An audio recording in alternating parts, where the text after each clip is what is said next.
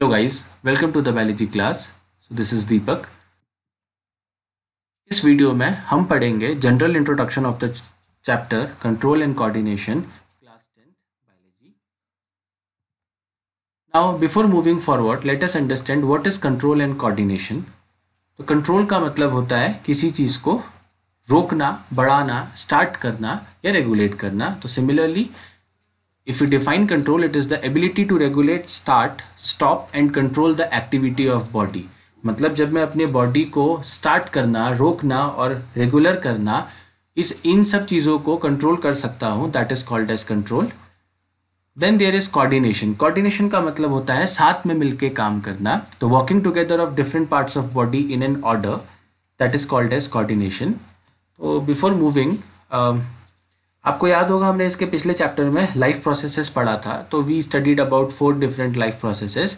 Now अब हमको ये समझना है कि ये लाइफ प्रोसेसेस हमारे जीने के लिए बहुत आवश्यक हैं. They are very vital for the living of our body या for performing living functioning of the body. But उनका काम स्पेसिफिक है. डाइजेस्टिव सिस्टम का काम डाइजेशन करना है, सर्कुलेशन का काम ब्लड को सर्कुलेट करना है.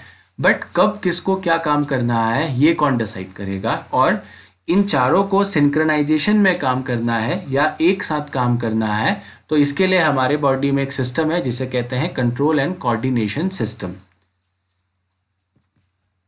Why control and coordination? Again, a control is required so that all life process can work in coordinated manner to carry life.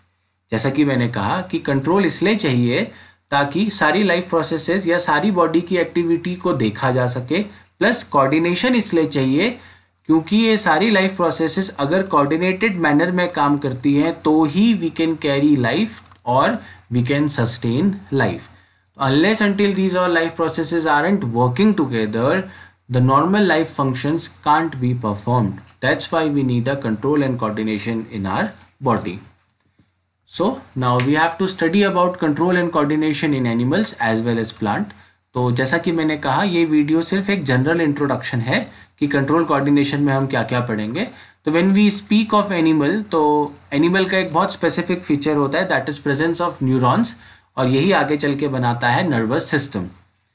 तो हम यहाँ पे सबसे पहले पढ़ेंगे 2 टाइप के systems which helps in control as well as coordination. So there are nervous system and other is endocrine system. तो nervous system में सबसे पहले हम पढ़ेंगे सेंट्रल नर्वस सिस्टम की बात करेंगे. और सेंट्रल मतलब जो मेन नर्वस सिस्टम है जो हमारी बॉडी को कंट्रोल करने का काम करते हैं.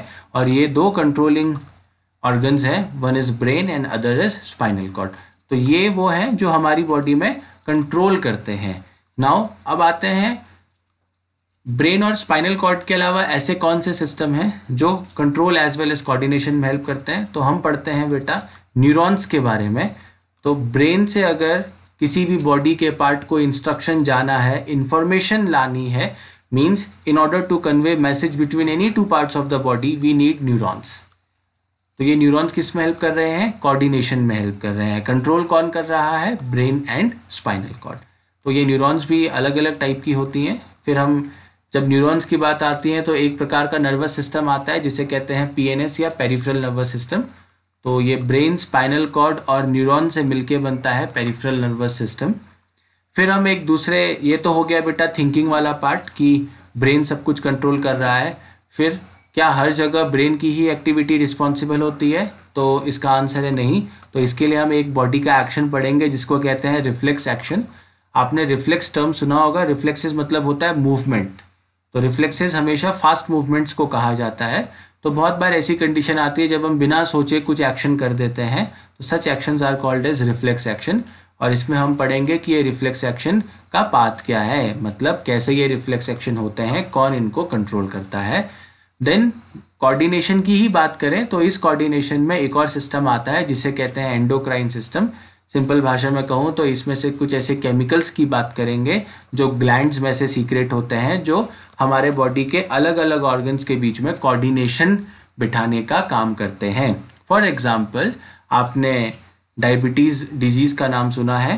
तो डायबिटीज़ किसकी कमी से होता है? इंसुलिन की कमी से. तो ये इंसुलिन और कुछ नहीं है, इसी एंडोक्राइन सिस्टम से रिलीज होने वाला एक हार्मोन है जो हमारी बॉडी में कोऑर्डिनेशन में हेल्प करता है, बॉडी की प्रॉपर फंक्शनिंग में हेल्प करता है. तो as I said, it involves the hormones secreted by glands. So we will study these hormones in detail, that how many hormones are present in the body, which glands secrete them and what is their role. Similarly हम यहाँ पे brain का structure भी detail में पढ़ेंगे, brain के कितने parts हैं, which part control which functioning of the body and all that. फिर आते हैं हम इसके अगले पार्ट में, that is called as control and coordination in plant. One of the main difference, अगर मैं आपसे कहूँ कि कंट्रोल कोऑर्डिनेशन से रिलेटेड प्लांट्स और एनिमल में एक डिफरेंस बताइए, तो प्लांट्स में बेटा ना तो ब्रेन होता है और ना ही नर्वस न्यूरॉन्स हैं.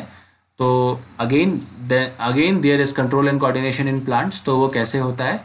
तो control coordination occurs due to the trophic movement. Trophic movement उसे कहते हैं ऐसे मूवमेंट जो ग्रोथ पे डिपेंडेंट करते हैं, ग्रोथ डिपेंडेंट मूवमेंट कहलाते हैं, मतलब जिसकी वजह से ग्रोथ होती है बेटा. These are called as trophic movement.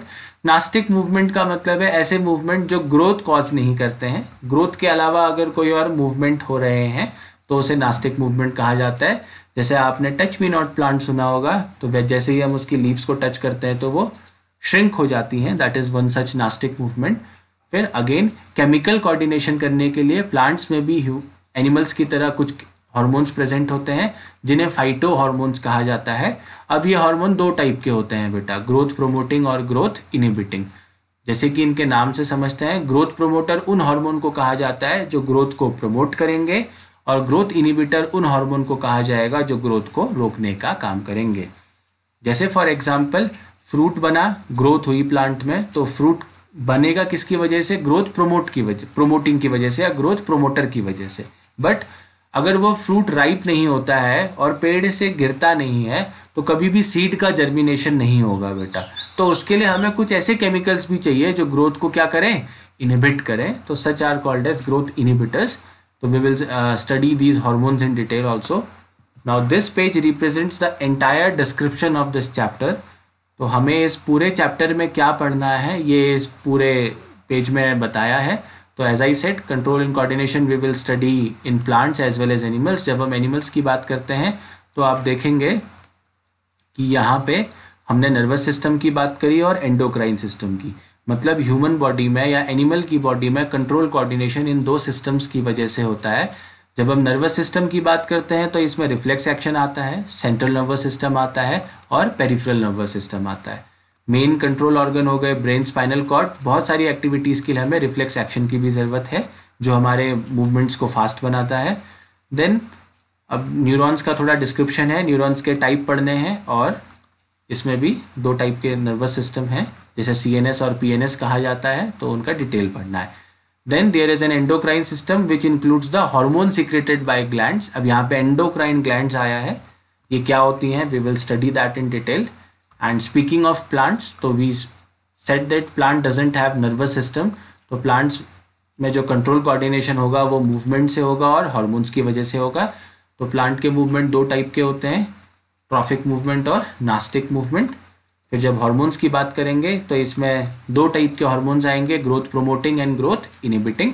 तो ग्रोथ प्रोमोटिंग में आपके ये 4 हार्मोन है, हमें इनके बारे में पढ़ना है कि व्हाट आर देयर फंक्शनिंग. और इनहिबिटर में वैसे 2 हार्मोन होते हैं. इथाइलिन को प्रोमोटर में दिखा रखा है, in many cases it behave as inhibitor. So this is all about the general introduction of chapter. That is all for today. Thank you.